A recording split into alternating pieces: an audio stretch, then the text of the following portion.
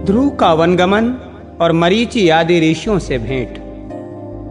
श्री पराशर जी बोले, हे मैत्रेय, मैंने तुम्हें स्वयंभुव मनु के प्रियव्रत एवं उत्तानपाद नामक 2 महाबलवान और धर्मज्ञ पुत्र बतलाए थे।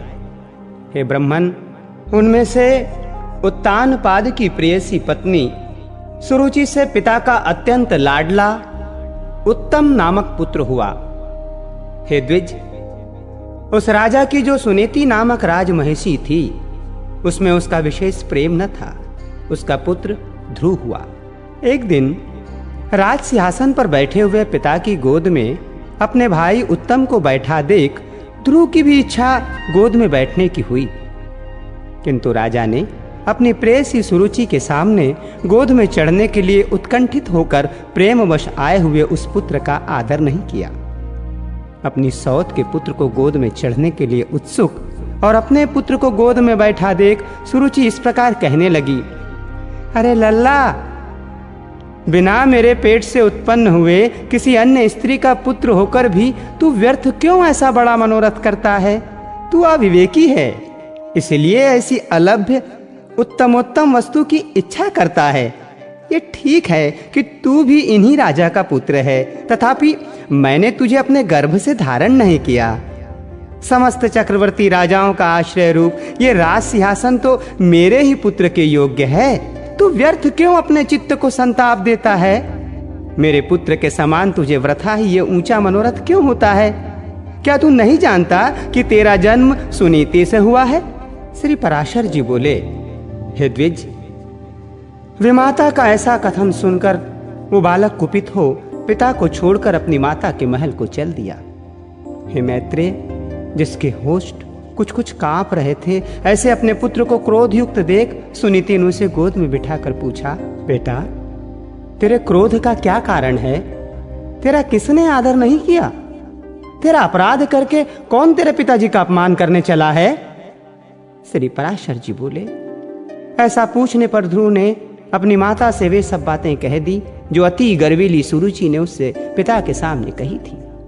अपने पुत्र के सिसक सिसक कर ऐसा कहने पर दुखिनी सुनीति ने खिन्न चित्त और दीर्घ निश्वास के कारण मलिन नयना होकर कहा, बेटा, सुरुचि ने ठीक ही कहा है। अवश्य ही तू मंद भाग्य है। हे वत्स, पुण्यवानों से उनके विपक्षी ऐसा नहीं कह सकते।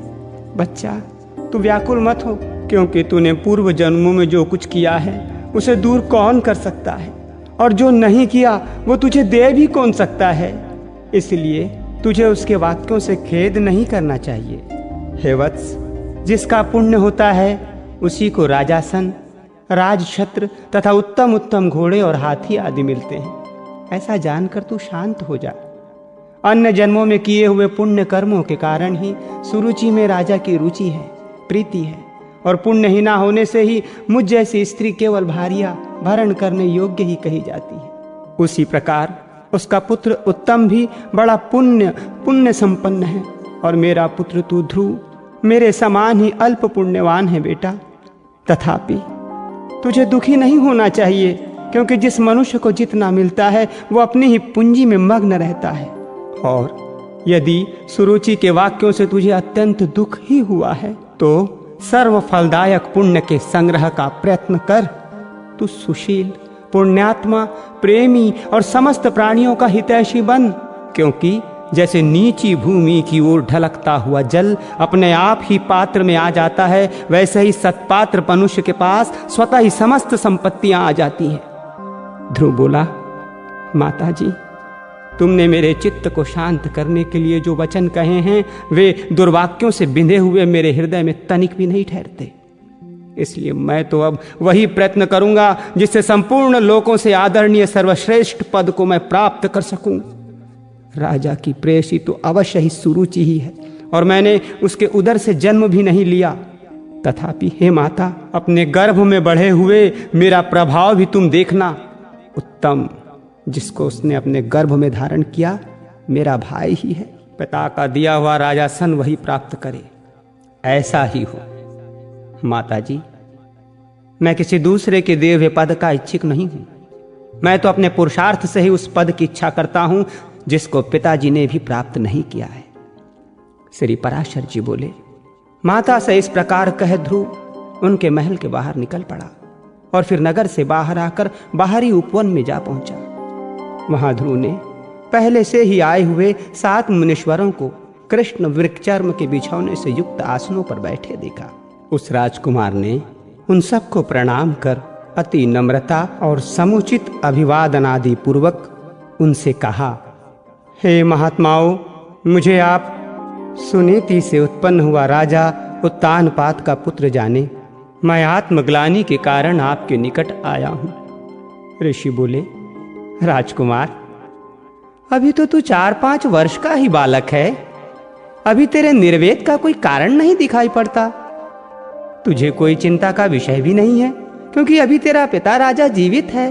और हे बालक, तेरी कोई इष्ट वस्तु खो गई हो तो ऐसा भी हमें दिखाई नहीं देता, तथा हमें तेरे शरीर में भी कोई व्याधि नहीं दिख पड़ती। फिर बता, तेरी ग्लानि का क्या कारण है? श्री पराशर जी बोले, तब सुरुचि ने उससे जो कुछ कहा था वो सब उसने कह सुनाया। उसे सुनकर वे ऋषिगण आपस में इस प्रकार कहने लगे, अहो, शास्त्र तेज कैसा प्रबल है, जिससे बालक में भी इतनी अक्षमा है कि अपने विमाता का कथन उसके हृदय से नहीं टलता। हे क्षत्रिय कुमार, इस निर्वेद के कारण तूने जो कुछ करने का निश्चय किया है, यदि तुझे रुचे तो वो हम लोगों से कह दे। और हे अतुलित तेजस्वी, ये भी बता कि हम तेरी क्या सहायता करें, क्योंकि हमें ऐसा प्रतीत होता है कि तू कुछ कहना चाहता है। ध्रुव ने कहा, हे द्विजश्रेष्ठ, मुझे ना तो धन की इच्छा है और ना राज्य की। मैं तो केवल उस एक स्थान को पाना चाहता हूं, उसे स्थान को जिसको पहले कभी किसी ने ना भोगा हो। हे मुनिश्रेष्ठ, आपकी यही सहायता होगी कि आप मुझे भली प्रकार ये बता दें कि क्या करने से वो सबसे अग्रगण्य स्थान प्राप्त हो सकता है। मरीचि बोले, हे राजपुत्र, बिना गोविंद की आराधना किए मनुष्य को वो श्रेष्ठ स्थान नहीं मिल सकता। अतः तू श्री अच्युत की आराधना कर। अत्रि बोले, जो परा प्रकृति आदि से भी परे हैं, वे परम पुरुष जनार्दन जिससे संतुष्ट होते हैं, उसी को वो अक्षय पद मिलता है। ये मैं सत्य सत्य कहता हूं। अंगिरा बोले, यदि तू अग्रण्य स्थान का इच्छुक है तो जिन अव्यय आत्मा अच्युत से ये संपूर्ण जगत ओत प्रोत है, उन गोविंद की आराधना कर। पुलत्स बोले, जो परम ब्रह्म, परम धाम और परस्वरूप है, उन हरि की आराधना करने से मनुष्य अति दुर्लक्ष मोक्ष पद को भी प्राप्त कर लेता है। पुलह बोले, हे सुरत, जिन जगतपति की आराधना से इंद्र ने अत्युत्तम इंद्र पद प्राप्त किया है, तो उन यज्ञपति भगवान विष्णु की आराधना कर।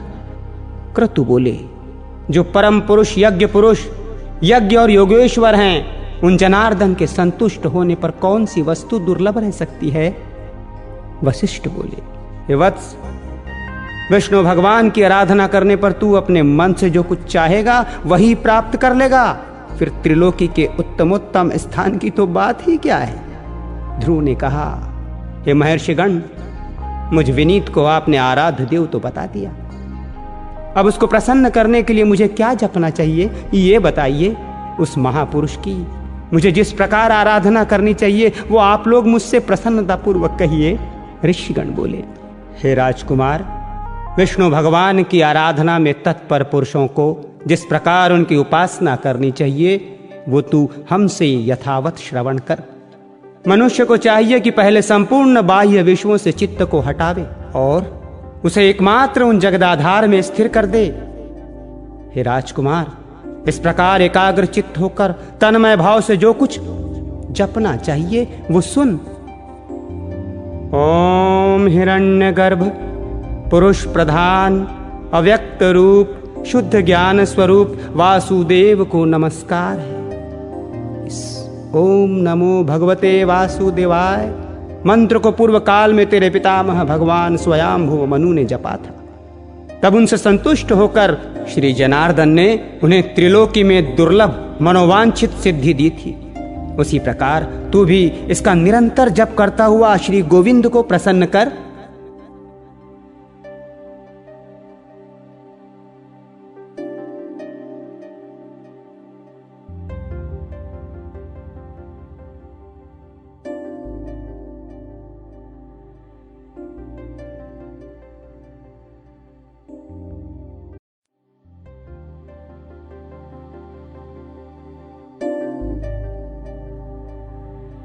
ध्रुव की तपस्या से प्रसन्न हुए भगवान का आविर्भाव और उसे ध्रुव पद दान।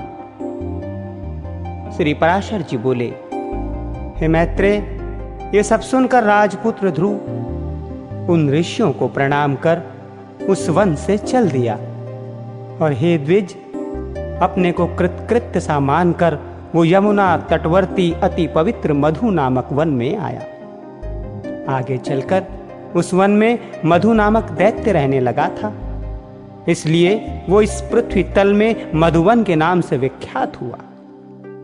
वहीं मधु के पुत्र लवण नामक महाबली राक्षस को मारकर शत्रुघ्न ने मथुर नाम की पुरी बसाई। जिस मधुवन से निरंतर देव श्री हरि की सन्निधि रहती है, उसी सर्व पापाहारी तीर्थ में ध्रुव ने तपस्या की। मरीचि आदि मुनीश्वरों ने उसे जिस प्रकार उपदेश किया था, उसने उसी प्रकार अपने हृदय में विराजमान निखिलेश्वर देवेश्वर श्री विष्णु भगवान का ध्यान करना आरंभ किया। इस प्रकार हे विप्र, अनन्य चित्त होकर ध्यान करते रहने से उसके हृदय में सर्वभूतांतर्यामी भगवान हरि सर्वतो भाव से प्रकट हुए।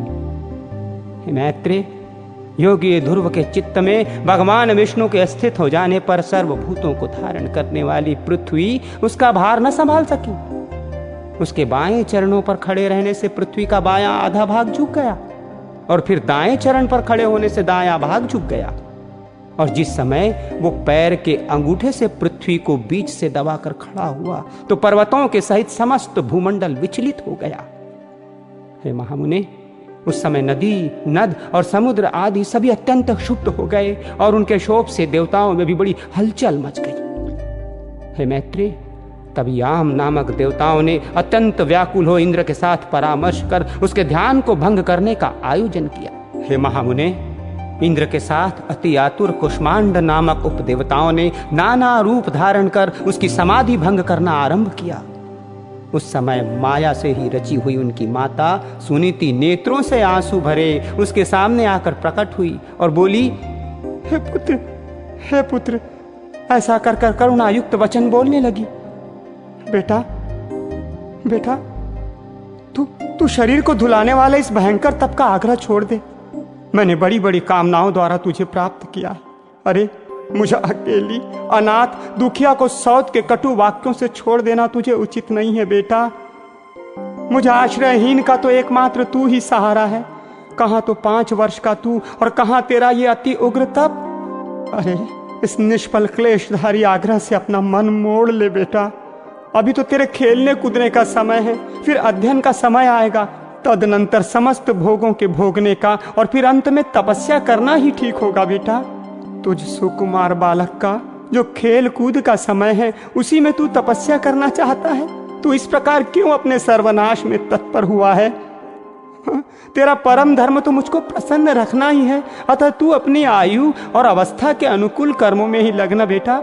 मोह का अनुवर्तन न कर और इस तपस्या रूपी अधर्म से निवृत्त हो बेटा। यदि तू इस तपस्या को न छोड़ेगा तो देख, तेरे सामने ही मैं अपने प्राण छोड़ दूंगी। श्री पराशर जी बोले, हे मैत्रेय, भगवान विष्णु में चित्त रहने के कारण ध्रुव ने उसे आंखों में आंसू भरकर इस प्रकार विलाप करती देखकर भी नहीं देखा। तब, अरे बेटा, यहां से भाग, देख इस महाभयंकर वन में कैसे घोर राक्षस अस्त्र शस्त्र उठाए आ रहे हैं। ऐसा कहती हुई वो चली गई और वहां जिनके मुख से अग्नि की लपटें निकल रही थी, ऐसे अनेकों राक्षसगण अस्त्र शस्त्र संभाले प्रकट हो गए। उन राक्षसों ने अपने अति चमकीले शस्त्रों को घुमाते हुए उस राजपुत्र के सामने बड़ा भयंकर कोलाहल किया। उस नित्य योग युक्त बालक को भयभीत करने के लिए अपने मुख से अग्नि की लपटें निकालती हुई सैकड़ों सियारियां घोर नाद करने लगी। वे राक्षस गण भी इसको मारो, इसको काटो, खाओ इस प्रकार चिल्लाने लगे। फिर सिंह, ऊंट और मकर आदि से मुख वाले ये राक्षस राजपुत्र को त्राण देने के लिए नाना प्रकार से गरजने लगे, किंतु उस भगवदासक्त चित्त बालक को वे राक्षस, उनके शब्द, सियारियां और अस्त्र शस्त्रादि कुछ भी दिखाई नहीं दिए। वो राजपुत्र एकाग्र चित्त से निरंतर अपने आश्रय भूत विष्णु भगवान को ही देखता रहा और उसने किसी की ओर किसी भी प्रकार दृष्टिपात नहीं किया। तब संपूर्ण माया के लीन हो जाने पर उससे हार जाने की आशंका से देवताओं को बड़ा भय हुआ। अतः उसके तप से संतप्त हो वे सब आपस में मिलकर जगत के आदि कारण चरणागत वत्सल अनादि और अनंत श्री हरि की शरण में गए। देवता बोले, हे देवाधिदेव जगन्नाथ परमेश्वर पुरुषोत्तम, हम सब ध्रुव की तपस्या से संतप्त होकर आपकी शरण में आए। हे देव, जिस प्रकार चंद्रमा अपनी कलाओं से प्रतिदिन बढ़ता है, उसी प्रकार ये भी तपस्या के कारण रात दिन उन्नत होता जा रहा है। हे जनार्दन, इस उत्तानपाद के पुत्र की तपस्या से भयभीत होकर हम आपकी शरण में आए हैं। आप इसे उसके तप से निवृत्त कीजिए। हम नहीं जानते वो इंद्रत्व चाहता है या सूर्यत्व, अथवा उसे कुबेर वरुण या चंद्रमा के पद की अभिलाषा है। अतः हे ईश, आप हम पर प्रसन्न होइए और उस उत्तानपाद के पुत्र को तप से निवृत्त करके हमारे हृदय का कांटा निकालिए। श्री भगवान बोले, हे सुरगण, उसे इंद्र सूर्य वरुण अथवा कुबेर आदि किसी के पद की अभिलाषा नहीं। उसकी जो इच्छा है वो मैं सब पूर्ण करूंगा। हे देवगण, तुम निश्चिंत होकर इच्छा अनुसार अपने अपने स्थानों को जाओ। मैं तपस्या में लगे हुए उस बालक को निवृत्त करता। श्री पराशर जी बोले, देवाधिदेव भगवान के ऐसा कहने पर इंद्र आदि समस्त देवगण उन्हें प्रणाम कर अपने अपने स्थानों को गए। सर्वात्मा भगवान हरि ने ध्रुव की तन्मयता से प्रसन्न हो उसके निकट चतुर्भुज रूप से जाकर इस प्रकार कहा। श्री भगवान बोले, हे उत्तानपाद के पुत्र ध्रुव, तेरा कल्याण हो। मैं तेरी तपस्या से प्रसन्न होकर तुझे वर देने के लिए ही प्रकट हुआ हूं। हे सुव्रत, तू वर मांग। तूने संपूर्ण बाह्य विश्वों से उपरत होकर अपने चित्त को मुझ में ही लीन कर दिया है, अतः मैं तुझसे अति संतुष्ट हूं। अब तू अपनी इच्छा अनुसार श्रेष्ठ वर मांग। श्री पराशर जी बोले, देवाधिदेव भगवान के ऐसा वचन सुनकर बालक ध्रुव ने आंखें खोली और अपनी ध्यान अवस्था में देखे हुए भगवान हरि को साक्षात अपने सम्मुख खड़े देखा। श्री अच्युत को किरीट तथा शंख चक्र गदा शांख धनुष और खड्ग धारण किए हुए देख उसने पृथ्वी पर सिर रखकर प्रणाम किया और सहसा रोमांचित तथा परम भयभीत होकर उसने देवदेव की स्तुति करने की इच्छा की। किंतु इनके स्तुति के लिए मैं क्या कहूं? क्या कहने से इनका स्तवन हो सकता है? ये न जानने के कारण वो चित्त में व्याकुल हो और अंत में उसने उन देवदेव की शरण ही ली। ध्रुव ने कहा, भगवान, आप यदि मेरी तपस्या से संतुष्ट है तो मैं आपकी स्तुति करना चाहता हूँ। आप मुझे यही वर दीजिए जिससे मैं स्तुति कर सकूं। हे देव, जिनकी गति ब्रह्मा आदि वेदज्ञ जन भी नहीं जानते, उन्हीं आपका मैं बालक कैसे स्तवन कर सकता हूँ? किंतु हे परम प्रभो, आपकी भक्ति से द्रवीभूत हुआ मेरा चित्त आपके चरणों के स्तुति करने में प्रवृत्त हो रहा है, अतः आप इसे उसके लिए बुद्धि प्रदान कीजिए। श्री पराशर जी बोले, हे द्विजवर्य, जब जगतपति श्री गोविंद ने अपने सामने हाथ जोड़े खड़े हुए उस उत्तानपाद के पुत्र को अपने वेदमय शंख के अंत वेदांतमय भाग से छू दिया, तब तो एक क्षण में ही वो राजकुमार प्रसन्न मुख से अति विनित हो सर्वभूताधिष्ठान श्री अच्युत के स्तुति करने लगा।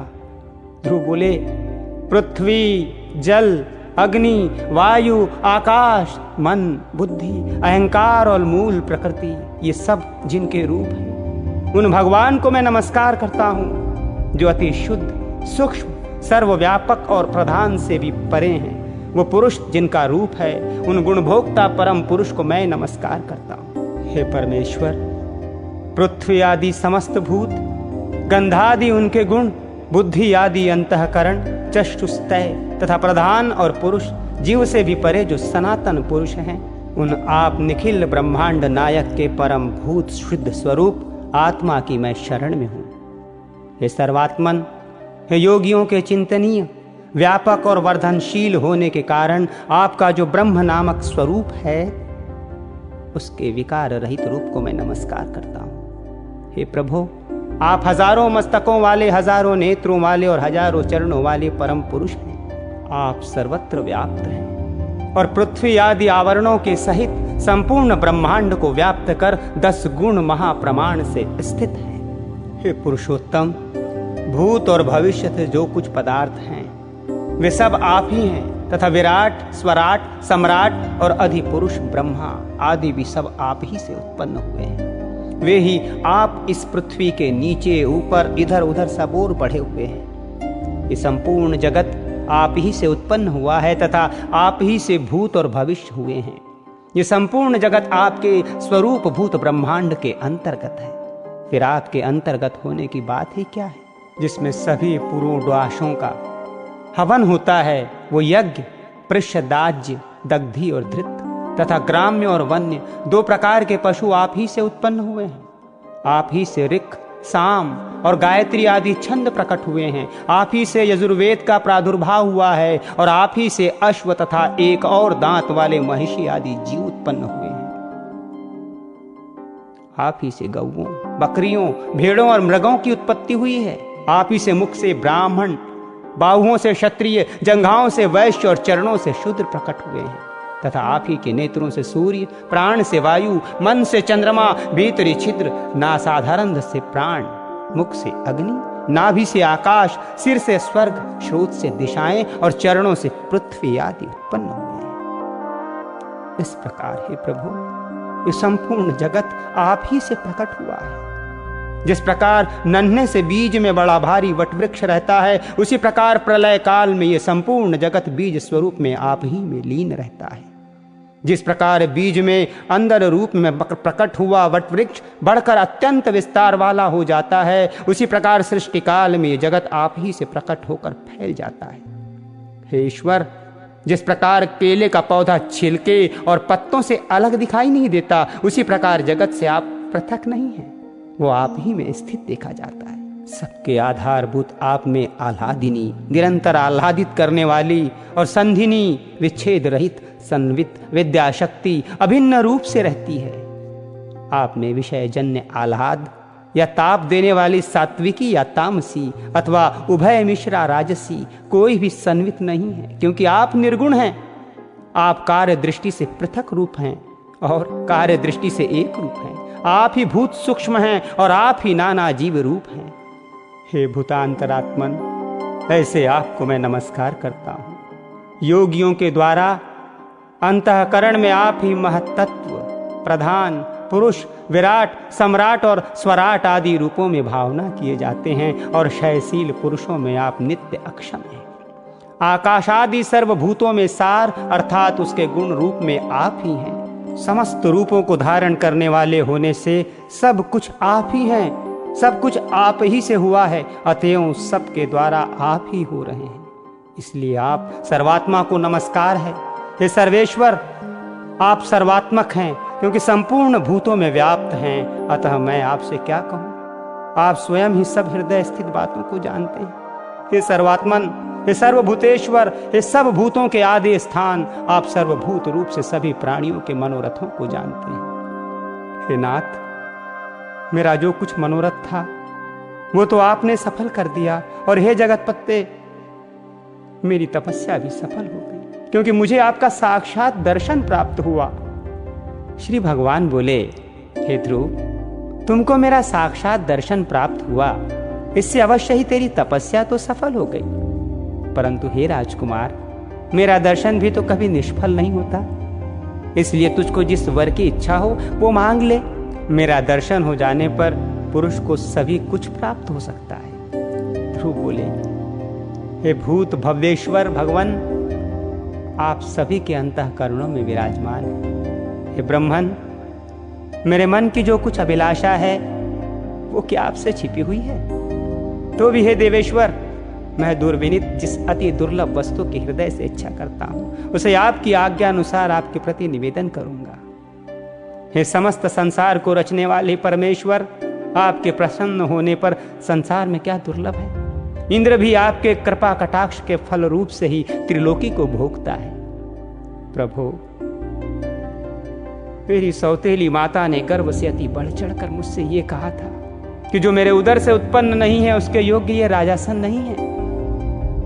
हे प्रभु, आपके प्रसाद से मैं उस सर्वोत्तम एवं अव्यय स्थान को प्राप्त करना चाहता हूं जो संपूर्ण विश्व का आधारभूत हो।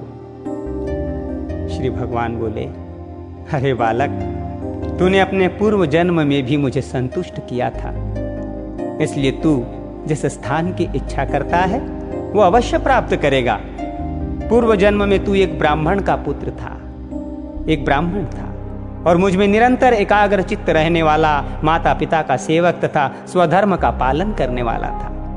कालांतर में एक राजपुत्र तेरा मित्र हो गया। वो अपने युवावस्था में संपूर्ण भोगों से संपन्न और अति दर्शनीय रूप लावण्य युक्त था। उसके संग से उसके दुर्लभ वैभव को देखकर तेरी ऐसी इच्छा हुई कि मैं भी राजपुत्र होऊं। अतः हे ध्रुव, तुझको अपनी मनोवांछित राजपुत्रता प्राप्त हुई, और जिन स्वयंभू मनु के कुल में और किसी को स्थान मिलना अति दुर्लभ है, उन्हीं के घर में तूने उत्तानपाद के यहाँ जन्म लिया। अरे बालक, औरों के लिए यह स्थान कितना ही दुर्लभ हो, परंतु जिसने मुझे संतुष्ट किया है उसके लिए तो यह अत्यंत तुच्छ है। मेरी आराधना करने से तो मोक्ष पद भी तत्काल प्राप्त हो सकता है। फिर जिसका चित्त निरंतर मुझ में ही लगा हुआ है, उसके लिए स्वर्ग आदि लोकों का तो कहना ही क्या है। हे ध्रुव, मेरी कृपा से तू निसंदेह उस स्थान में, जो त्रिलोकी में सबसे उत्कृष्ट है, संपूर्ण ग्रह और तारा मंडल का आश्रय बनेगा। हे ध्रुव, मैं तुझे वो ध्रुव निश्चल स्थान देता हूं जो सूर्य, चंद्र, मंगल, बुध, बृहस्पति, शुक्र और शनि आदि ग्रहों को, सभी नक्षत्रों, सप्तऋषियों और संपूर्ण विमानचारी देवगणों से ऊपर है। देवताओं में से कोई तो केवल 4 युग तक और कोई 1 मनवंतर तक ही रहते हैं, किंतु तुझे मैं 1 कल्प तक की स्थिति देता हूं। तेरी माता सुनीति भी अति स्वच्छ तारा रूप से उतने ही समय तक तेरे पास एक विमान पर निवास करेगी, और जो लोग समाहित चित्त से सायंकाल और प्रातःकाल के समय तेरा गुण कीर्तन करेंगे, उनको महान पुण्य होगा। श्री पराशर जी बोले, हे महामते, इस प्रकार पूर्व काल में जगतपति देवाधिदेव भगवान जनार्दन से वर पाकर ध्रुव वो अति उत्तम स्थान में स्थित हुआ। मुने, अपने माता पिता की धर्म पूर्वक सेवा करने से तथा द्वदाक्षर मंत्र के महात्मा और तप के प्रभाव से उनके मान, वैभव एवं प्रभाव की वृद्धि देखकर देव और असुरों के आचार्य शुक्रदेव ने ये श्लोक कहे हैं। अहो, इस ध्रुव के तप का कैसा प्रभाव है, अहो, इसकी तपस्या का कैसा अद्भुत फल है, जो इस ध्रुव को ही आगे रखकर सप्त ऋषिगण स्थित हो रहे हैं। इसकी ये सुनीति नाम वाली माता भी अवश्य ही सत्य और हितकर वचन बोलने वाली है। संसार में ऐसा कौन है जो इसकी महिमा का वर्णन कर सके, जिसने अपनी कोख में उन ध्रुव को धारण करके त्रिलोकी का आश्रय भूत अति उत्तम स्थान प्राप्त कर लिया, जो भविष्य में भी स्थिर रहने वाला है। जो व्यक्ति ध्रुव के इस दिव्य लोक प्राप्ति के प्रसंग का कीर्तन करता है, वो सब पापों से मुक्त होकर स्वर्गलोक में पूजित होता है। वो स्वर्ग में रहे अथवा पृथ्वी में कभी अपने स्थान से च्युत नहीं होता, तथा समस्त मंगलों से भरपूर रहकर बहुत काल तक जीवित रहता है। राजा वेन और पृथु का चरित्र। श्री पराशर जी बोले, हे मैत्रेय, ध्रुव से उसकी पत्नी ने सृष्टि और भव्य को उत्पन्न किया, और भव्य से शंभु का जन्म हुआ, तथा सृष्टि के द्वारा उसकी पत्नी सुछाया ने रिपु, रिपुंजय, विप्र, वृकल और वृक्तेजा नामक 5 निष्पाप पुत्र उत्पन्न किए। उनमें से रिपु के द्वारा बृहति के गर्भ से महातेजस्वी चाक्षुक का जन्म हुआ। चाक्षुक ने अपनी भार्या पुष्करणी से, जो वरुण कुल में उत्पन्न और महात्मा वीरण प्रजापति की पुत्री थी, मनु को उत्पन्न किया, जो 6ठे मनवंतर के अधिपति हुए। तपस्वियों में श्रेष्ठ मनु से वैराज प्रजापति की पुत्री नडवला के गर्भ में 10 महातेजस्वी पुत्र उत्पन्न हुए। नडवला से कुरु, पुरु, शतदुन्य, तपस्वी, सत्यवान, शुचि, अष्टिहोम, अतिरात्र तथा 9वां सुदुन्न और 10वां अभिमन्यु, इन महातेजस्वी पुत्रों का जन्म हुआ। कुरु के द्वारा उसकी पत्नी आग्नेय से अंग, सुमना, ख्याति, कृतु, अंगिरा और शिबी इन 6 परम तेजस्वी पुत्रों को उत्पन्न किया। अंग से सुनीता के वेन नामक पुत्र उत्पन्न हुआ। ऋषियों ने उस वेन के दाहिने हाथ का संतान के लिए मंथन किया था। हे महामुने, वेन के हाथ का मंथन करने पर उससे वैन्य नामक महिपाल उत्पन्न हुए, जो पृथु नाम से विख्यात है और जिन्होंने प्रजा के हित के लिए पूर्व काल में पृथ्वी को दुहा था। श्री मैत्रेय जी बोले, हे मुनिश्रेष्ठ, परम ऋषियों ने वेन के हाथों को क्यों मथा, जिससे पराक्रमी पृथु का जन्म हुआ? श्री पराशर जी बोले, हे मुने, मृत्यु की सुनीता नाम वाली जो प्रथम पुत्री थी, वो अंग को पत्नी रूप से दी गई, ब्याही गई थी। उसी से वेन का जन्म हुआ।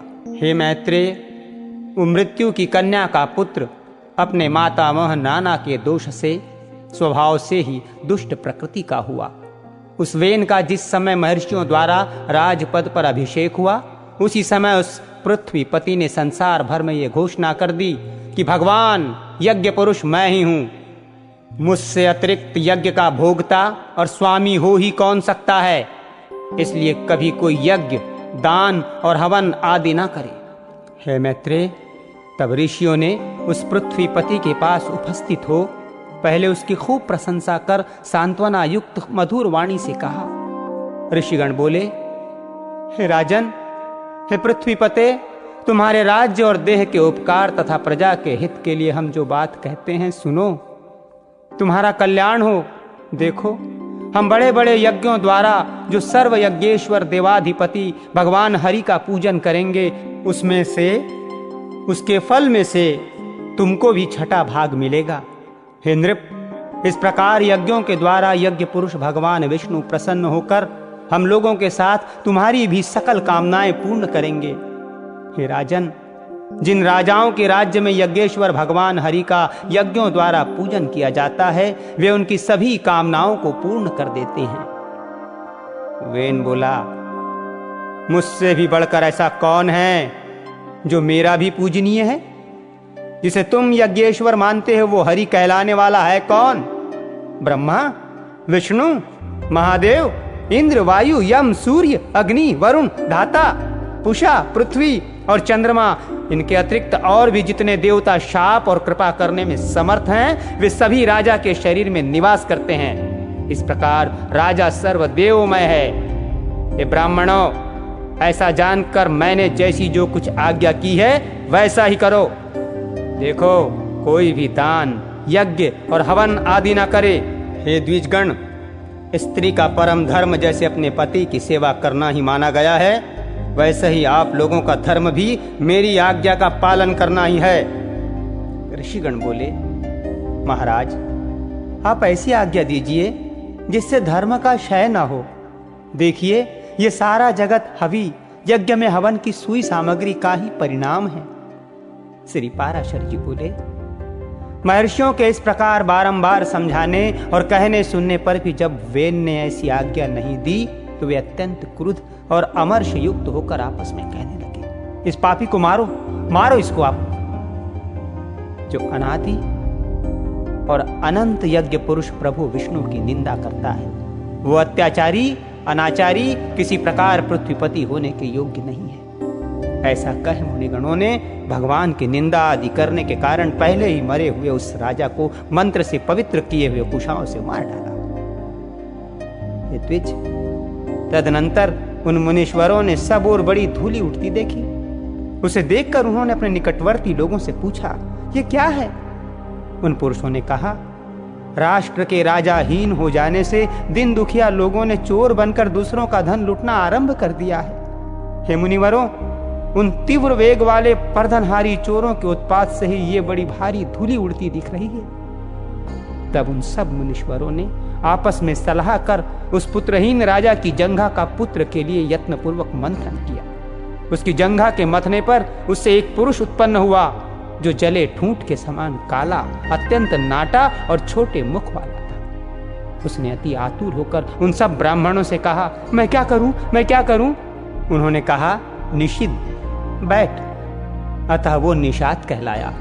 इसलिए हे मुनि शार्दुल, उससे उत्पन्न हुए लोग विंध्याचल निवासी पाप परायण निषाद गण हुए। उस निषाद रूप द्वार से राजा वेन का संपूर्ण पाप निकल गया।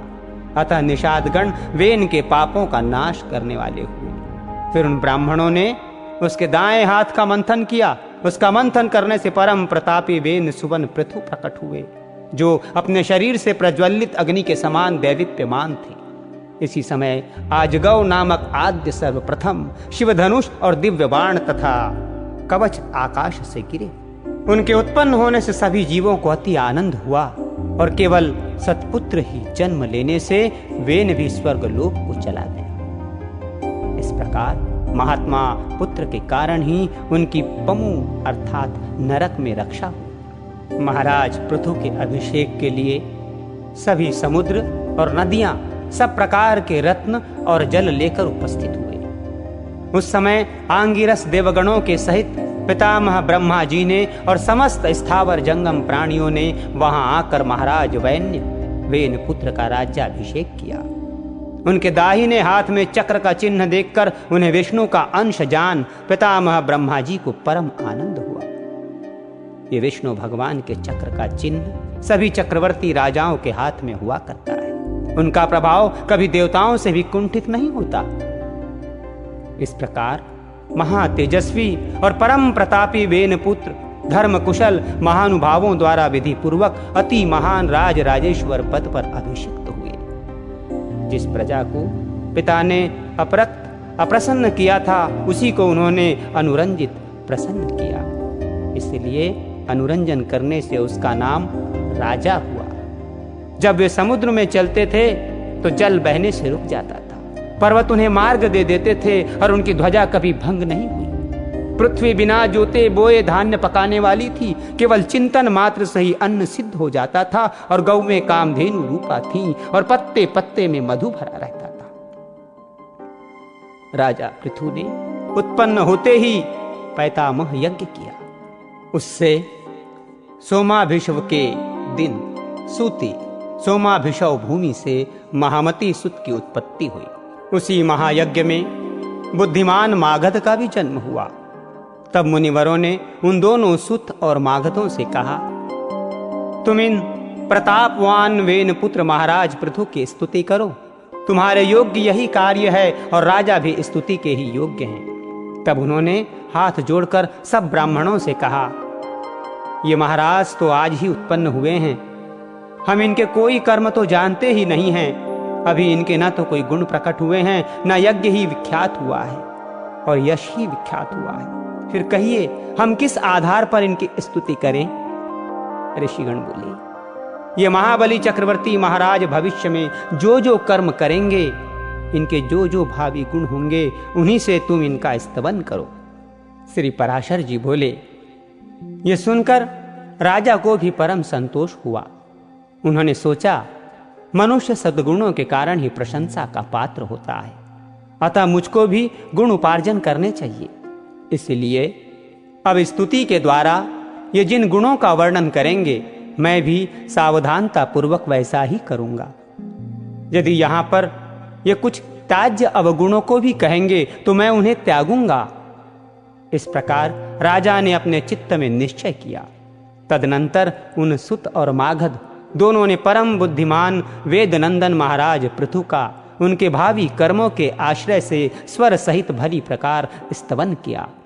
उन्होंने कहा, ये महाराज सत्यवादी, दानशील, सत्य मर्यादा वाले, लज्जाशील, सहृदय, क्षमाशील, पराक्रमी और दुष्टों का दमन करने वाले हैं।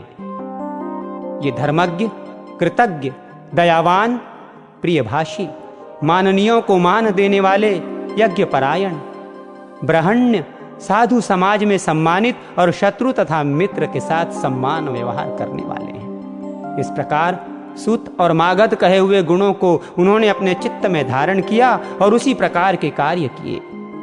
तब उन पृथ्वीपति ने पृथ्वी का पालन करते हुए बड़ी बड़ी दक्षिणाओं वाले अनेकों महान यज्ञ किए।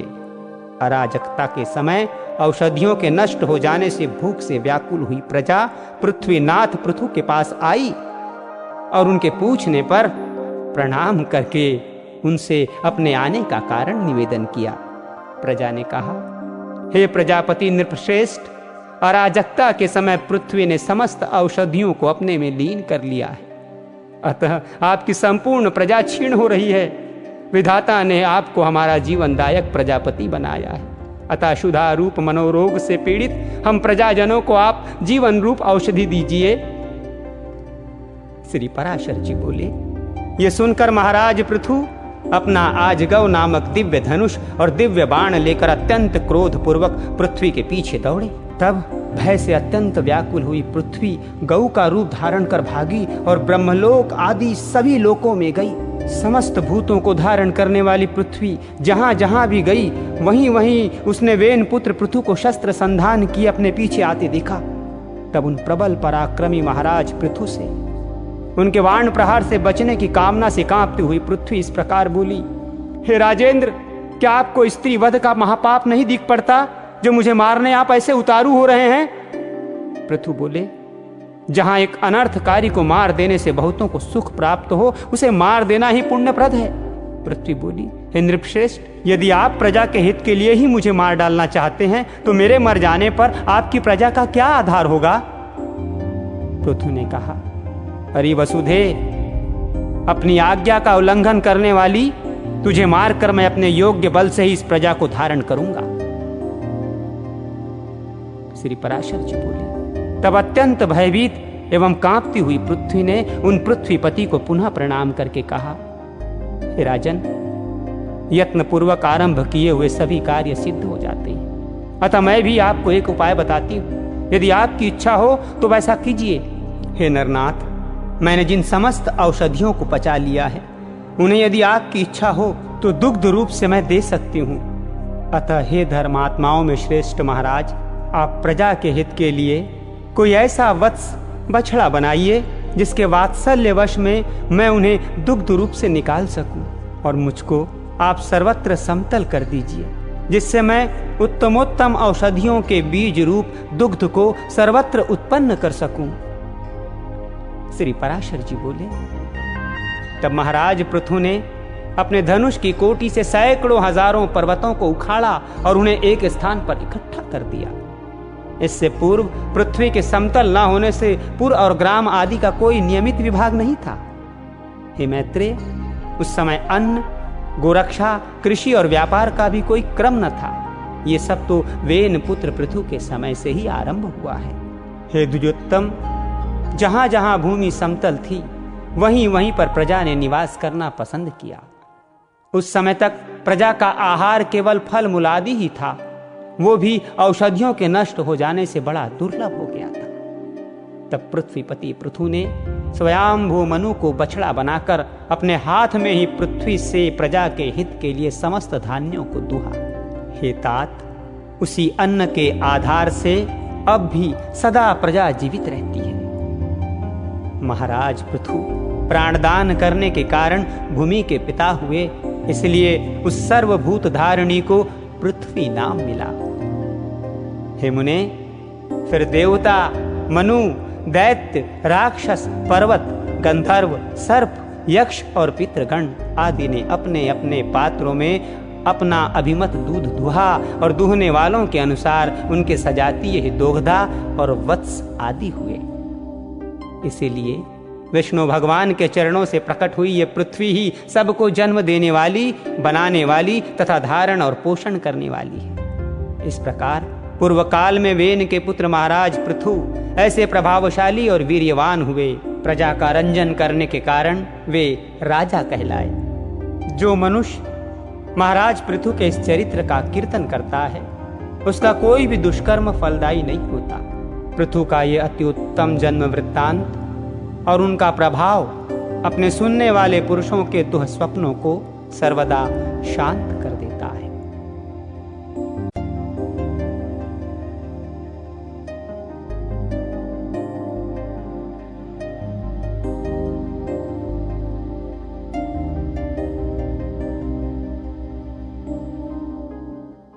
प्राचीन बहिर का जन्म और प्रचेताओं का भगवदा आराधन। श्री पराशर जी बोले, हे मैत्रेय, पृथु के अंतर्धान और वादी नामक दो धर्मज्ञ पुत्र हुए। उनमें से अंतर्धान से उसकी पत्नी शिखंडिनी ने हर्विधान को उत्पन्न किया। हर्विधान से अग्निकुलिना घिषिणा ने प्राचीन बरही, शुक्र, गय, कृष्ण, वृज और अजिन ये 6 पुत्र उत्पन्न किए। हे महाभाग, हर्विधान से उत्पन्न हुए भगवान प्राचीन बहिर एक महान प्रजापति थे, जिन्होंने यज्ञ के द्वारा अपनी प्रजा की बहुत वृद्धि की। हे मुने, उनके समय में यज्ञानुष्ठान में अधिकता के कारण प्राचीनाग्र कुश समस्त पृथ्वी में फैले हुए थे, इसीलिए वे महाबली प्राचीन बरही नाम से विख्यात हुए। हे महामते, उन महीपति ने महान तपस्या के अनंतर समुद्र की पुत्री सवर्णा से विवाह किया। उस समुद्र कन्या सवर्णा के प्राचीन बरही से 10 पुत्र हुए। वे प्रचेता नामक सभी पुत्र धनुर्विद्या के पारगामी थे। उन्होंने समुद्र के जल में रहकर 10,000 वर्ष तक समान धर्म का आचरण करते हुए घोर तपस्या की। श्री मैत्रेय जी बोले, हे महामुने, उन महात्मा प्रचेताओं ने जिस लिए समुद्र के जल में तपस्या की थी, सो आप कहिए। श्री पराशर जी कहने लगे, हे मैत्रेय, एक बार प्रजापति की प्रेरणा से प्रचेताओं के महात्मा पिता प्राचीन बरही ने उनसे अति सम्मान पूर्वक संतान उत्पत्ति के लिए इस प्रकार कहा। प्राचीन बरही बोले, हे पुत्रों, देवाधिदेव ब्रह्मा जी ने मुझे आज्ञा दी है कि तुम प्रजा की वृद्धि करो, और मैंने भी उनसे बहुत अच्छा कह दिया है। अतः हे पुत्रगण, तुम भी मेरी प्रसन्नता के लिए सावधानता पूर्वक प्रजा की वृद्धि करो, क्योंकि प्रजापति की आज्ञा तुमको भी सर्वथा माननीय है। श्री पराशर जी बोले, हे मुने, उन राजकुमारों ने पिता के ये वचन सुनकर उनसे जो आज्ञा ऐसा कहकर फिर पूछा। प्रचेता बोले, हे तात, जिस कर्म से हम प्रजा वृद्धि में समर्थ हो सकें, उसकी आप हमसे भली प्रकार व्याख्या कीजिए। पिता ने कहा, वरदायक भगवान विष्णु की आराधना करने से ही मनुष्य को निसंदेह इष्ट वस्तु की प्राप्ति होती है, और किसी उपाय से नहीं। इसके सिवा और मैं तुमसे क्या कहूं? इसीलिए यदि तुम सफलता चाहते हो तो प्रजा वृद्धि के लिए सर्वभूतों के स्वामी श्री हरि गोविंद की उपासना करो। धर्म, अर्थ, काम या मोक्ष की इच्छा वालों को सदा अनादि पुरुषोत्तम भगवान विष्णु की ही आराधना करनी चाहिए। कल्प के आरंभ में जिनकी उपासना करके प्रजापति ने संसार की रचना की है, तुम उन अच्युत की आराधना करो, इससे तुम्हारी संतान की वृद्धि होगी। श्री पराशर जी बोले, पिता की ऐसी आज्ञा होने पर प्रचेता नामक 10 पुत्रों ने समुद्र के जल में डूबे रहकर सावधानता पूर्वक तप करना आरंभ कर दिया। हे मुनिश्रेष्ठ, सर्वलोकाश्रय जगतपति श्री नारायण में चित्त लगाए हुए उन्होंने 10,000 वर्ष तक वहीं जल में ही स्थित रहकर देवाधिदेव श्री हरि की एकाग्र चित्त से स्तुति की, जो अपने स्तुति की जाने पर स्तुति करने वालों की सभी कामनाएं सफल कर देते हैं। श्री मैत्रेय जी बोले, हे मुनिश्रेष्ठ, समुद्र के जल में स्थित रहकर प्रचेताओं ने भगवान विष्णु की जो अति पवित्र स्तुति की थी, वो कृपया मुझसे कहिए। श्री पराशर जी बोले, हे मैत्रेय, पूर्व काल में समुद्र में स्थित रहकर प्रचेताओं ने तन्मय भाव से श्री गोविंद की जो स्तुति की, वो सुनो। प्रचेताओं ने कहा, जिनमें संपूर्ण वाक्यों की नित्य प्रतिष्ठा है, अर्थात जो संपूर्ण वाक्यों के एकमात्र प्रतिपाद्य हैं तथा जो जगत की उत्पत्ति और प्रलय के कारण हैं, उन निखिल जगन्नायक परम प्रभु को हम नमस्कार करते हैं, जो आद्य ज्योति स्वरूप, अनुपम, अणु, अनंत, अपार और समस्त चराचर के कारण हैं, तथा जिन रूपहीन परमेश्वर के दिन, रात्रि और संध्या ही प्रथम रूप हैं, उन काल स्वरूप भगवान को नमस्कार है। समस्त प्राणियों के जीवन रूप, जिनके अमृतमय स्वरूप को देव और पितृगण नित्य प्रति भोगते हैं, उन सोम स्वरूप प्रभु को नमस्कार है, जो तीक्ष्ण स्वरूप अपने तेज से आकाश मंडल को प्रकाशित करते हुए अंधकार को भक्षण कर जाते हैं, तथा जो घाम, शीत और जल के उद्गम स्थान हैं, उन सूर्य स्वरूप नारायण को नमस्कार है।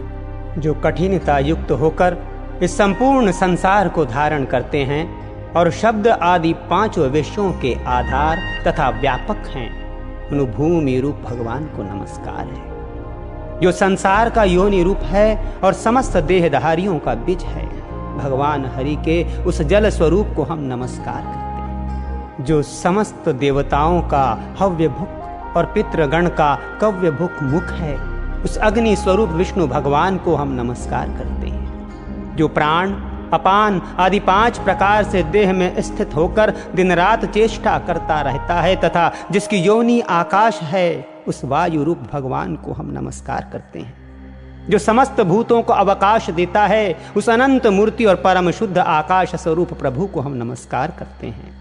समस्त इंद्रिय सृष्टि के जो उत्तम स्थान हैं, उन शब्द स्पर्शादि रूप विधाता श्री कृष्ण चंद्र को हम नमस्कार करते हैं।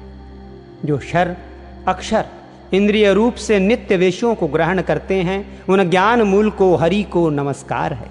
इंद्रियों के द्वारा ग्रहण किए गए विषयों को जो आत्मा के सम्मुख उपस्थित करता है, उस अंतःकरण रूप विश्वात्मा को नमस्कार है। जिस अनंत में सकल विश्व स्थित है, जिससे वह उत्पन्न हुआ है और जो उसके लय का भी स्थान है, उस प्रकृति स्वरूप परमात्मा को नमस्कार है। जो शुद्ध और निर्गुण होकर भी ब्रह्मवश गुणयुक्त से दिखाई देते हैं, उन आत्म स्वरूप पुरुषोत्तम देव को हम नमस्कार करते हैं। जो अविकारी अजन्मा शुद्ध निर्गुण निर्मल और श्री विष्णु का परम पद है, उस ब्रह्म स्वरूप को हम नमस्कार करते हैं। जो न लंबा है न पतला है, न मोटा है न छोटा है, और न काला है न लाल है, जो स्नेह द्रव्य कांति तथा शरीर से रहित एवं अनासक्त और अशरीरी जीव से भिन्न है। जो अवकाश स्पर्श गंध और रस से रहित तथा आंख कान विहीन अचल एवं जिह्वा हाथ और मन से रहित है। जो नाम गोत्र सुख और तेज से शून्य तथा कारणहीन है, जिसमें भय भ्रांति निद्रा जरा और मरण इन अवस्थाओं का अभाव है। जो अरज रजोगुण रहित अशब्द अमृत अलिप्त गति शून्य और असंवृत अनाच्छादित है, एवं जिसमें पूर्वापर व्यवहार की गति नहीं है, वही भगवान विष्णु का परम पद है। जिसका ईशन शासन है, परम गुण है, जो सर्वरूप और अनाधार हैं तथा जिह्वा और दृष्टि का अभिषय है। भगवान विष्णु के उस परम पद को हम नमस्कार करते हैं। श्री पराशर जी बोले, इस प्रकार श्री विष्णु भगवान में समाधिस्थ होकर प्रचेताओं ने महासागर में रहकर उनकी स्तुति करते हुए 10,000 वर्ष तक तपस्या की। तब भगवान श्री हरि ने प्रसन्न होकर उन्हें खिले हुए नील कमल किसी आभा युक्त दिव्य छवि से जल के भीतर ही दर्शन दिया। प्रचेताओं ने पक्षीराज गरुड़ पर चढ़े हुए श्री हरि को देखकर उन्हें भक्ति भाव के भार से झुके हुए मस्तकों द्वारा प्रणाम किया।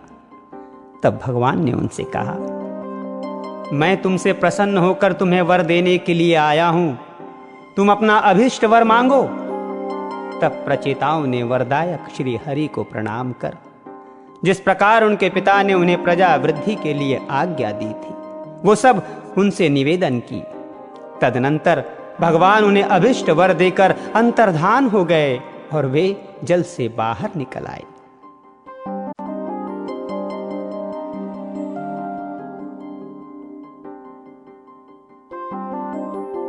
प्रचेताओं का मारीशा नामक कन्या के साथ विवाह, दक्ष प्रजापति की उत्पत्ति एवं दक्ष की 8 कन्याओं के वंश का वर्णन। श्री पराशर जी बोले, प्रचेताओं के तपस्या में लगे रहने से कृषि आदि द्वारा किसी प्रकार की रक्षा न होने के कारण पृथ्वी को वृक्षों ने ढक लिया और प्रजा बहुत कुछ नष्ट हो गई। आकाश वृक्षों से भर गया था, इसलिए 10,000 वर्ष तक न तो वायु ही चला और न प्रजा ही किसी प्रकार की चेष्टा कर सकी।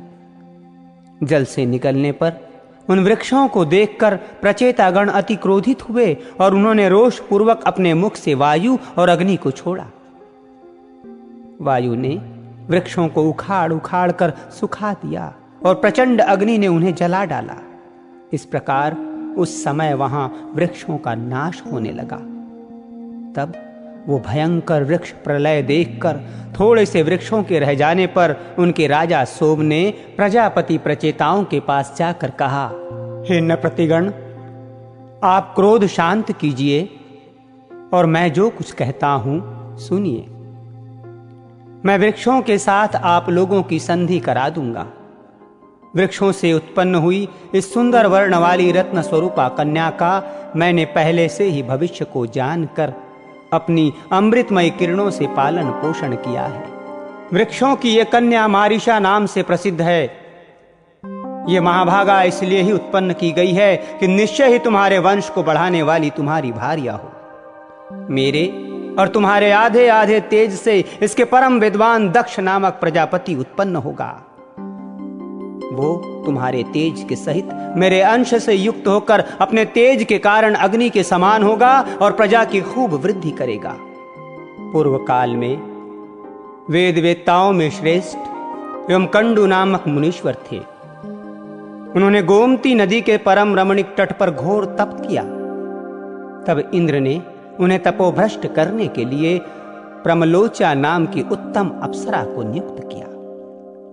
उस मंजुहासिनी ने उस ऋषि श्रेष्ठ को विचलित कर दिया। उसके द्वारा शुद्ध होकर वे 100 से भी अधिक वर्ष तक विषयासक्त चित्त से मंदराचल की कंदराओं में रहे। तब हे महाभाग, एक दिन उस अप्सरा ने कंडू ऋषि से कहा, हे ब्रह्मन, अब मैं स्वर्गलोक में जाना चाहती हूं। आप प्रसन्नता पूर्वक मुझे आज्ञा दीजिए। उसके ऐसा कहने पर उसमें आसक्त चित्त हुए मुनि ने कहा, भद्रे, अभी कुछ दिन और रहो। उसके ऐसा कहने पर उस सुंदरी ने महात्मा कंडू के साथ अगले 100 वर्ष तक रहकर नाना प्रकार के भोग भोगे। तब भी उसके ये पूछने पर कि भगवान, मुझे स्वर्गलोक में जाने की आज्ञा दीजिए, ऋषि ने यही कहा कि अभी और ठहरो। तदनंतर 100 वर्ष से कुछ अधिक बीत जाने पर उस सुमुखी ने प्रणय युक्त मुस्कान से सुशोभित वचनों से कहा, ब्रह्मन, अब मैं स्वर्ग को जाती हूं। ये सुनकर मुनि ने उस विशालाक्षी को आलिंगन कर कहा, आर्य, सुभ्रु, अब तो तू बहुत दिनों के लिए चली जाएगी, इसलिए क्षण भर तो और ठहर। तब वो सुश्रोणी सुंदर कमर वाली उस ऋषि के साथ क्रीड़ा करती हुई 200 वर्षों से कुछ कम और रही। हे महाभाग, जब जब वो सुंदरी देवलोक को जाने के लिए कहती, तभी तभी कंडू ऋषि उससे यही कहते कि अभी ठहर जा। मुनि के इस प्रकार कहने पर प्रणय भंग की पीड़ा को जानने वाली उस दक्षिणा ने अपने दाक्षिण्यवश तथा मुनि के शाप से भयभीत होकर उन्हें न छोड़ा तथा उन महर्षि महोदय का भी कामासक्त चित्त से उसके साथ अहिर्नर्ष रमण करते करते उसमें नित्य नूतन प्रेम बढ़ता गया।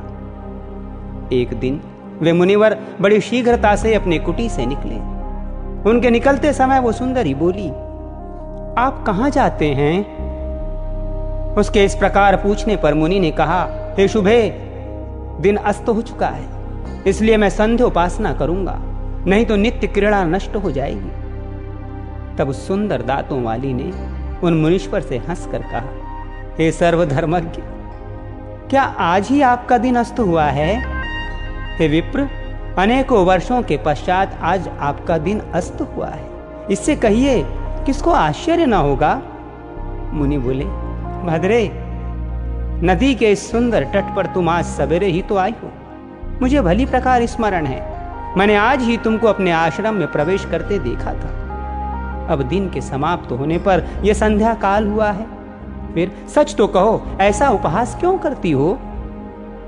ब्रह्मलोचा बोली, ब्रह्मन, आपका यह कथन कि तुम सवेरे ही आई हो ठीक ही है, इसमें झूठ नहीं, परंतु उस समय को तो आज सैकड़ों वर्ष बीत चुके। सोम ने कहा। तब उन विप्रवर ने उस विशालाकाक्षी से कुछ घबरा कर पूछा, अरे भीरू, ठीक ठीक बता, तेरे साथ रमण करते मुझे कितना समय बीत गया? ब्रह्मलोचा ने कहा, अब तक 907 वर्ष 6 महीने और 3 दिन अभी बीत चुके हैं। ऋषि बोले, आर्य भीरू, ये तो तू ठीक कहती है, या है शुभे मेरी हंसी करती है? मुझे तो ऐसा ही प्रतीत होता है कि मैं इस स्थान पर तेरे साथ केवल एक ही दिन रहा हूं ब्रह्मलोचा बोली, हे ब्राह्मण, आपके निकट मैं झूठ कैसे बोल सकती हूँ, और फिर विशेषतः उस समय जबकि आज आप अपने धर्म मार्ग का अनुसरण करने में तत्पर होकर मुझसे पूछ रहे हैं। सोम ने कहा, हे राजकुमारों, उसके ये सत्य वचन सुनकर मुनि ने मुझे धिक्कार है, मुझे धिक्कार है ऐसा कहकर स्वयं ही अपने को बहुत कुछ भला बुरा कहा। मुनि बोले, ओफ, मेरा तप नष्ट हो गया, जो ब्रह्मवेत्ताओं का धन था वो लूट गया और विवेक बुद्धि मारी गई। अहो, स्त्री को तो किसी ने मोह उपजाने के लिए ही रचा है। मुझे अपने मन को जीत कर छहों उर्मियों से अतीत परम ब्रह्म को जानना चाहिए, जिसने मेरी इस प्रकार की बुद्धि को नष्ट कर दिया। उस काम रूपी महाग्रह को धिक्कार है। नरक ग्राम के मार्ग रूप इस स्त्री के संगम से वेद वेद्य भगवान की प्राप्ति के कारण रूप मेरे समस्त व्रत नष्ट हो गए। इस प्रकार उस धर्मज्ञ मुनिवर ने अपने आप ही अपनी निंदा करते हुए वहां बैठी हुई उस अप्सरा से कहा, अरे पापिनी, अब तेरी जहां इच्छा हो चली जा। तूने अपनी भाव भंगी से मुझे मोहित करके इंद्र का जो कार्य था वो पूरा कर लिया।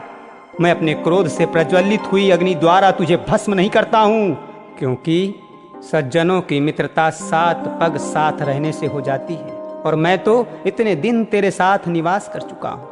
अथवा इसमें तेरा दोष भी क्या है जो मैं तुझ पर क्रोध करूं? दोष तो सारा मेरा ही है, क्योंकि मैं बड़ा ही अजितेंद्रिय हूं। तू महामोह की पिटारी और अत्यंत निंदनीय है। हाय, तूने इंद्र के स्वार्थ के लिए मेरी तपस्या नष्ट कर दी, तुझे धिक्कार है। सोम ने कहा, वे ब्रह्मर्षि, उस सुंदरी से जब तक ऐसा कहते रहे तब तक वो भय के कारण पसीने से सराबोर होकर अत्यंत कांपती रही। इस प्रकार जिसका समस्त शरीर पसीने में डूबा हुआ था और जो भय से थरथर कांप रही थी, उस ब्रह्मलोचा से मुनिश्रेष्ठ कंडू ने क्रोध पूर्वक कहा, अरे तू चली जा। तब बारंबार फटकारे जाने पर वो उस आश्रम से निकली और आकाश मार्ग से जाते हुए उसने अपना पसीना वृक्ष के पत्तों से पोंछा। वो बाला वृक्षों के नवीन लाल लाल पत्तों से अपने पसीने से तर शरीर को पोंछती हुई एक वृक्ष से दूसरे वृक्ष पर चलती गई। उस समय ऋषि ने उसके शरीर में जो गर्भ स्थापित किया था वो भी रोमांच से निकले हुए पसीने के रूप में उसके शरीर से बाहर निकल आया। उस गर्भ को वृक्षों ने ग्रहण कर लिया, उसे वायु ने एकत्रित कर लिया और मैं अपनी किरणों से उसे पोषित करने लगा। इससे वो धीरे धीरे बढ़ गया। वृक्षाग्र से उत्पन्न हुई वो मरीषा नाम की सुमुखी कन्या तुम्हें वृक्षगण समर्पण करेंगे, अतः अब ये क्रोध शांत करो। इस प्रकार वृक्षों से उत्पन्न हुई वो कन्या प्रलोमचा की पुत्री है और कंडू मुनि की, मेरी और वायु की भी संतान है।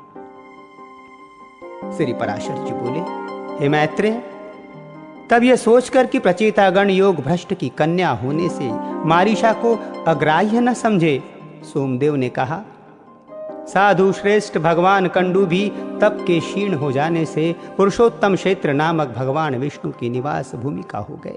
और हे राजपुत्रों, वहां वे महायोगी एकनिष्ठ होकर एकाग्र चित्त से ब्रह्मपार मंत्र का जप करते हुए उधर बाहु रहकर श्री विष्णु भगवान की आराधना करने लगे। प्रचेतागण बोले, हम कंडू मुनि का ब्रह्मपार नामक परम स्रोत सुनना चाहते हैं, जिसका जप करते हुए उन्होंने श्री केशव की आराधना की थी।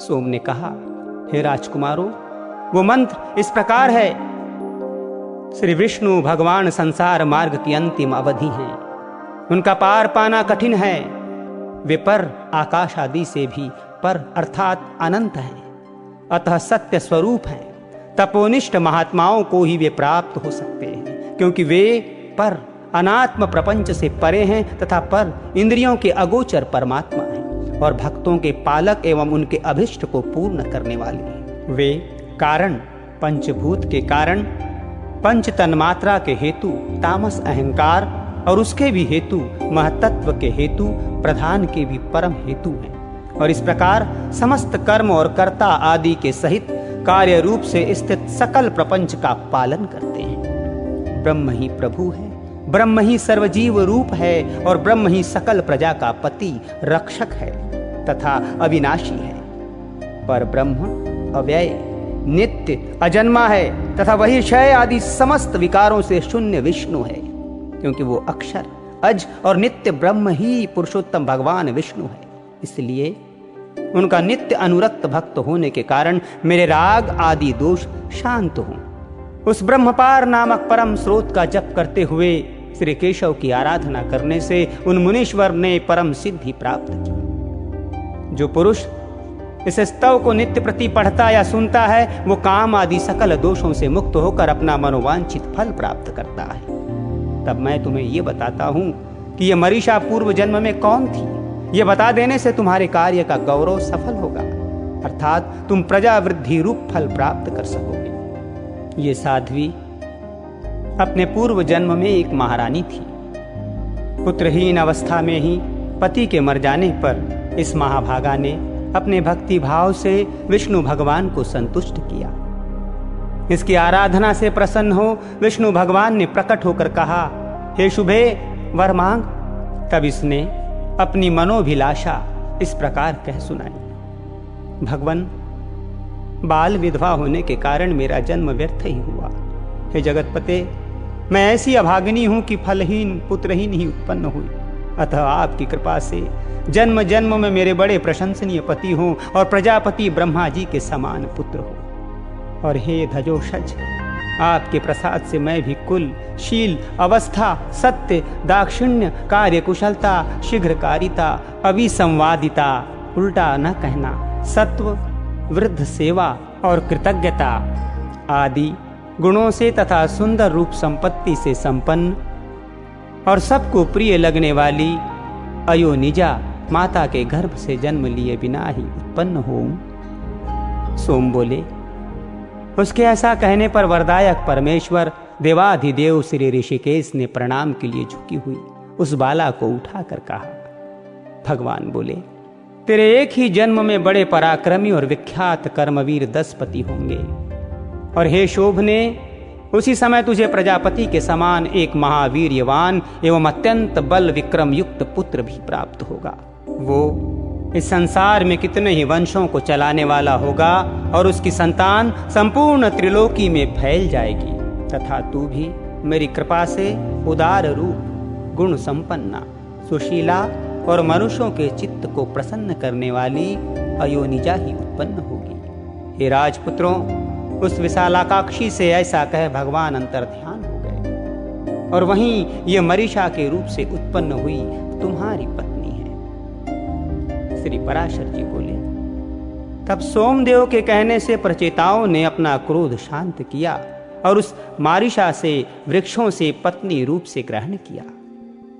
उन 10 प्रचेताओं से मारिषा के महाभाग दक्ष प्रजापति का जन्म हुआ, जो पहले ब्रह्मा जी से उत्पन्न हुए थे। हे महामते, उन महाभाग दक्ष ने ब्रह्मा जी की आज्ञा पालते हुए सर्ग रचना के लिए उद्धत होकर उनकी अपनी सृष्टि बढ़ाने और संतान उत्पन्न करने के लिए नीच, ऊंच तथा द्विपद, चतुष्पद आदि नाना प्रकार के जीवों को पुत्र से उत्पन्न किया। प्रजापति दक्ष ने पहले मन से ही सृष्टि करके फिर स्त्रियों की उत्पत्ति की। उनमें से 10 धर्म को तथा 13 कश्यप को दी तथा काल परिवर्तन में नियुक्त अश्विनी आदि 27 चंद्रमा को विवाह दी। उन्हीं से देवता, दैत्य, नाग, गौ, पक्षी, गंधर्व, अप्सरा और दानव आदि उत्पन्न हुए। हे मैत्रेय, दक्ष के समय से ही प्रजा का मैथुन स्त्री पुरुष संबंध द्वारा उत्पन्न होना आरंभ हुआ है। उससे पहले ही तो अत्यंत तपस्वी प्राचीन सिद्ध पुरुषों के तपोबल से, उनके संकल्प, दर्शन अथवा स्पर्श मात्र से ही प्रजा उत्पन्न होती थी। श्री मैत्रेय जी बोले, हे महामुने, मैंने तो सुना था कि दक्ष का जन्म ब्रह्मा जी के दाएं अंगूठे से हुआ था, फिर वे प्रचेताओं के पुत्र किस प्रकार हुए? हे ब्रह्मन, मेरे हृदय में यह बड़ा संदेह है कि सोमदेव के दौहित्र देवते होकर भी फिर वे उनके श्वाशुर्क हुए। श्री पराशर जी बोले, हे मैत्रेय, प्राणियों के उत्पत्ति और नाश प्रवाह रूप से निरंतर हुआ करते हैं। इस विषय में ऋषियों तथा अन्य दिव्य दृष्टि पुरुषों को कोई मोह नहीं होता। हे मुनिश्रेष्ठ, ये दक्षादि युग युग में होते हैं और फिर लीन हो जाते हैं, इसमें विद्वान को किसी प्रकार का संदेह नहीं होता। हे द्विजोत्तम, इनमें पहले किसी प्रकार की ज्येष्ठता अथवा कनिष्ठता भी नहीं थी।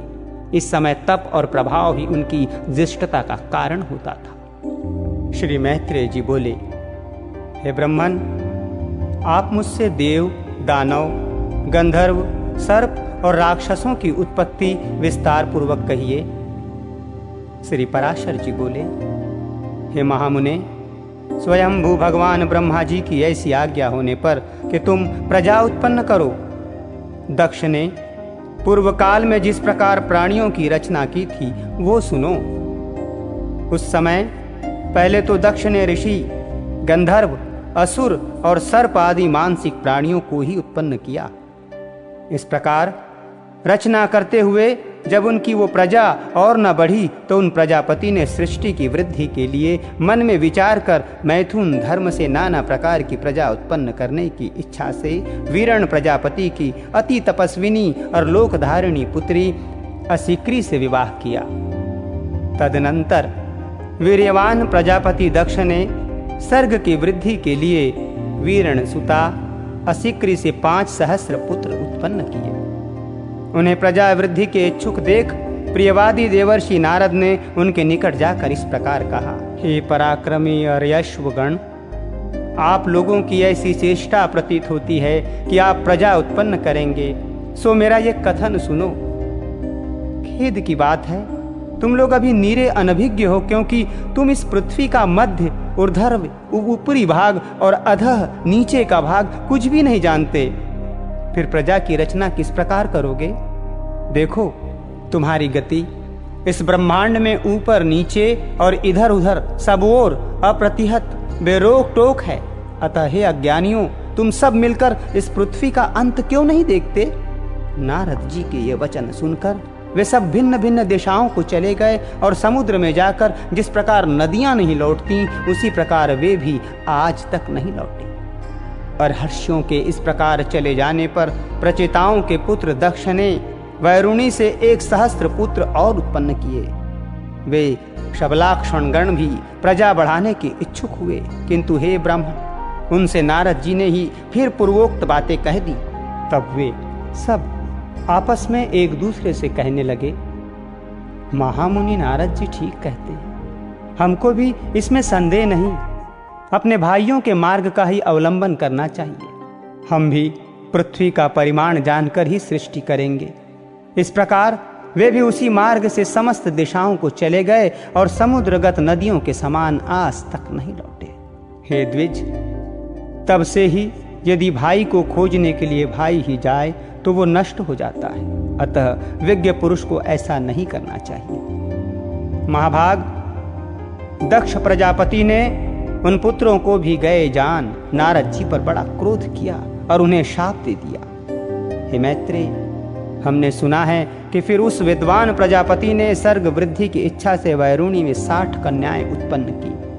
उनमें से उन्होंने 10 धर्म को, 13 कश्यप को, 27 सोम चंद्रमा को और 4 अष्टि नेमि को दी, तथा 2 बहुपुत्र, 2 अंगिरा और 2 कृशाशाश्व को विवाही।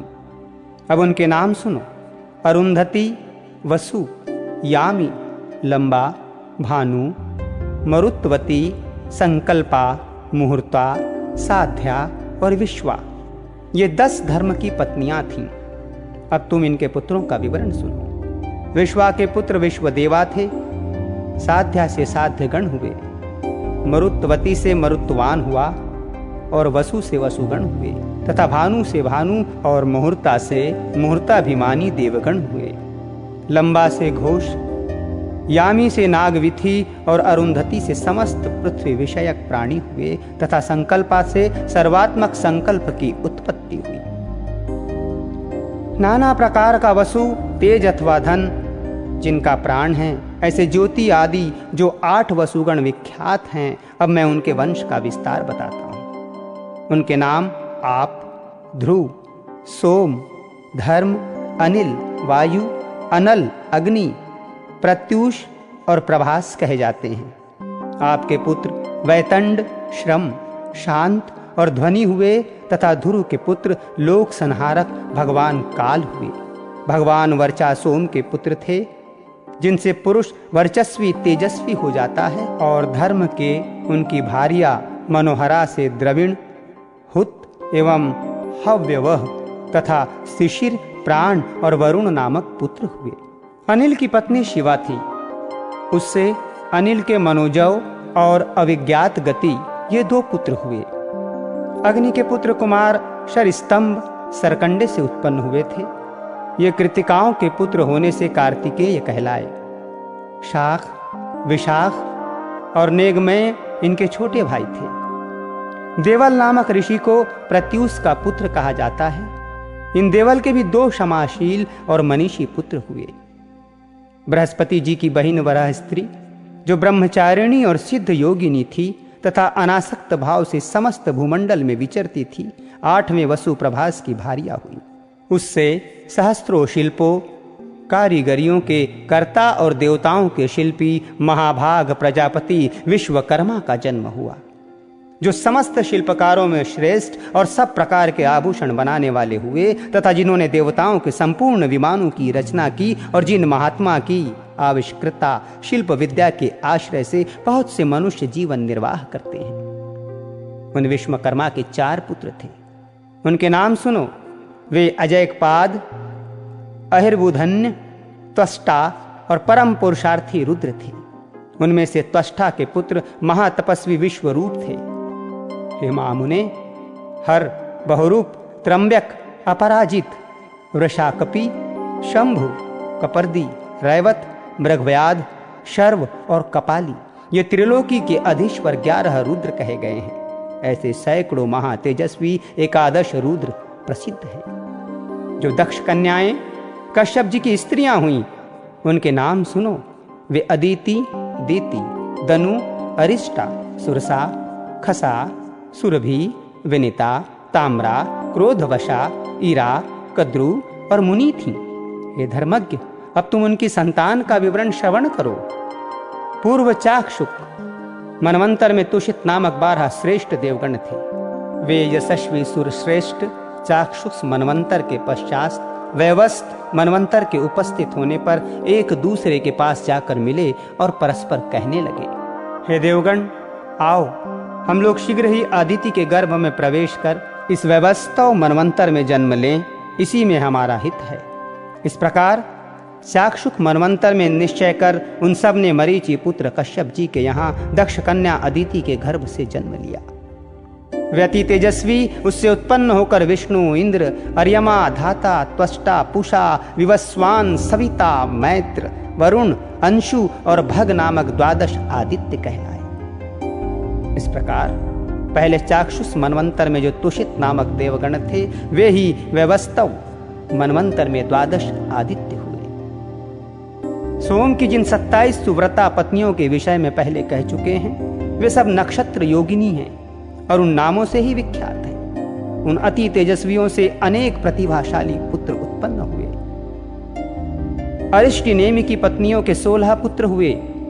बुद्धिमान बहुपुत्र की भार्या कपिला, अतिलोहिता, पीता और अशिता नामक 4 प्रकार की विद्युत कही जाती हैं। ब्रह्मर्षियों से सत्कृत ऋचाओं के अभिमानी देवश्रेष्ठ पत्यरिंगा से उत्पन्न हुए हैं, तथा शास्त्रों के अभिमानी देव प्रहरण नामक देवगण देवर्षि कुशवान की संतान कहे जाते हैं। हितात 8 वसु, 11 रुद्र, 12 आदित्य, प्रजापति और वषटकार, ये 33 वेदोक्त देवता अपनी इच्छा अनुसार जन्म लेने वाले हैं। कहते हैं इस लोक में इनके उत्पत्ति और निरोध निरंतर हुआ करते हैं। ये 1000 युग के अनंतर पुनः पुनः उत्पन्न होते रहते हैं। हे मैत्रेय, जिस प्रकार लोक में सूर्य के अस्त और उदय निरंतर हुआ करते हैं, उसी प्रकार ये देवगण भी युग युग में उत्पन्न होते रहते हैं। हमने सुना है दीति के कश्यप जी के वीर्य से परम दुर्जय हिरण्यकशिपु और हिरण्याक्ष नामक 2 पुत्र तथा सिंहका नाम की 1 कन्या हुई, जो विप्रचति को विवाही गई। हिरण्यकशिपु के अति तेजस्वी और महापराक्रमी अनुल्लाद, लाद, बुद्धिमान प्रहलाद और संहलाद नामक 4 पुत्र हुए, जो दैत्य वंश को बढ़ाने वाले थे। हे महाभाग, उनमें प्रहलाद जी सर्वत्र समदर्शी और जितेंद्रिय थे, जिन्होंने श्री विष्णु भगवान की परम भक्ति का वर्णन किया था, जिनको दैत्यराज द्वारा दीप्त किए हुए अग्नि ने उनके सर्वांग में व्याप्त होकर भी हृदय में वासुदेव भगवान के स्थित रहने से नहीं जला पाया, जिन महाबुद्धिमान के पास बद्ध होकर समुद्र के जल में पड़े पड़े इधर उधर हिलने डुलने से सारी पृथ्वी हिलने लगी थी, जिनका पर्वत के समान कठोर शरीर सर्वत्र भगवत चित्त रहने के कारण दैत्यराज के द्वारा चलाए हुए अस्त्र शस्त्रों से भी छिन्न भिन्न नहीं हुआ।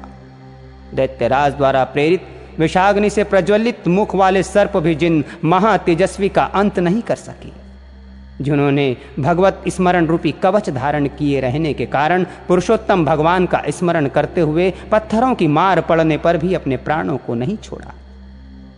स्वर्ग निवासी दैत्यपति द्वारा ऊपर से गिराए जाने पर जिन महामती को पृथ्वी ने पास आकर बीच में ही अपनी गोद में धारण कर लिया, चित्त में श्री मधुसूदन भगवान के स्थित रहने से दैत्यराज का नियुक्त किया हुआ सबका शोषण करने वाला वायु जिनके शरीर में लगने से शांत हो गया।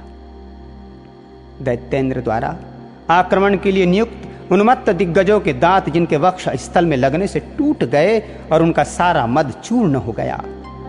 पूर्व काल में दैत्यराज के पुरोहितों की उत्पन्न की हुई कृत्या भी जिन गोविंदासक्त चित्त भक्तराज के अंत का कारण नहीं हो सकी, जिनके ऊपर प्रयुक्त की हुई अति मायावी शंबरासुर की हजारों मायाएं श्री कृष्णचंद्र के चक्र से व्यर्थ हो गईं, जिन मतिमान और निर्मत्सर ने दैत्यराज के रसोइयों के लाए हुए हलाहल विष को निर्विकार भाव से पचा लिया, जो इस संसार में समस्त प्राणियों के प्रति सम्मान चित्त और अपने समान ही दूसरों के लिए भी परम प्रिय युक्त थे, और जो परम धर्मात्मा महापुरुष सत्य एवं शौर्य आदि गुणों की खानी तथा समस्त साधु पुरुषों के लिए उपमा स्वरूप थे।